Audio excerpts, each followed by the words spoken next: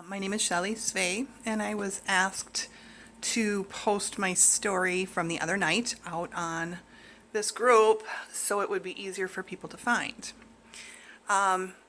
My story starts 6 years ago when I began a new way of eating. I was doing 2 to 3 Diet Cokes a day, low-carb Monster energy drinks before my workouts, artificial sweeteners in my coffee, sugar-free creamers in my coffee. Basically everything that was completely wrong I was doing, and I was having a hard time losing weight. While unbeknownst to me, I was fatiguing my adrenal glands. So I got on a new way of eating. I did drop 20 pounds, and it was in the best shape of my life. Now fast forward, now keep in mind, this didn't happen overnight, okay? I didn't quit Diet Coke cold turkey. I did pretty much quit the low-carb Monster energy drinks and the artificial sweeteners. I just replaced them with, other healthy options. And fast forward 2.5 years, and I got diagnosed with stage 3B melanoma cancer. Kind of a shock, but I was kind of the tanning bed queen, and that ended really quick. Now I still tan in the sun. The sun is good for you. Please don't let people tell you the sun's not good for you. The sun is good for you in moderation. Please don't burn your skin. That's what changes the DNA of your cells. But the sun is actually good for you. At any rate, I got diagnosed, and the protocol was to do surgery, radiation, and drugs. And not knowing what my other options were, that was what I was planning to do. Well, a good friend of mine, forwarded a documentary series to me about cancer, and I watched it, and it really changed the way I thought about my cancer, and I started researching other options. I did do surgery. They removed a golf ball size lymph node that contained a 3 millimeter tumor of melanoma. When they removed it, the surgeon told me that it was necrotic, which means that it was dying.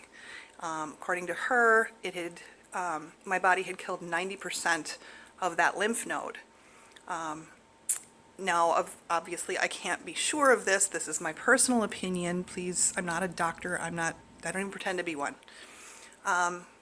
But it is my personal opinion that had it not gotten infected, which is how it blew up to the size of a golf ball, odds are that my body would have dispelled of it, and I never would have even known I had cancer, because I had no cancer anywhere else on my skin. It was not in my body anywhere else but that one lymph node, and they took 24. And so afterwards, I did some real thinking, and I discussed it with my doctor, and I chose not to do radiation or drugs. According to the radiologist, it was only going to increase my odds of it not coming back in that area from 20 to 30%. But my odds of getting another cancer went up. So to me, 30% was not good odds, and I made the decision along with my doctor not to do it. And he was super, super supportive of my decision. And he just said, that's fine, we'll set your scans out for 3 months and we'll go from there. I just want to know what you're doing. And so I let him know what I was doing. And that was, my first set of scans was August of 2015. My last set of scans was January of 2018. And thus far, every one of them, all my blood work's been normal, and my scans have been good, and essentially I am cancer-free, and I truly believe that it was changing my way of eating, getting myself on a natural anti-inflammatory, an immune-activating supplement, going more organic, using essential oils, just giving my body what it needed to fight the cancer. I also want to state that I will never go off of this way of eating, because it is my belief that you can't go back to what you were doing before you get your diagnosis. If you go back to what you were doing, and here I am shaking, sorry, oh my gosh. If you go back to your diagnosis, if you go back to what you were doing before your diagnosis, you're gonna make it worse, and you're gonna get it again. So you need to change the way you think about your body. You need to think about the way you eat, what you put in your body, if you want to have a better outcome. That's the bottom line. So I hope this helps. I hope this helps somebody. That is my goal, is to just educate people that cancer is not the problem, that what we're putting in our bodies is the problem, and what the toxins around us, and not just what you eat, but what you put on your body.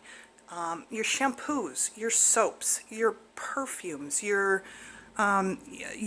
body lotions, everything, all of that contains chemicals that will fuel the problems that you're having.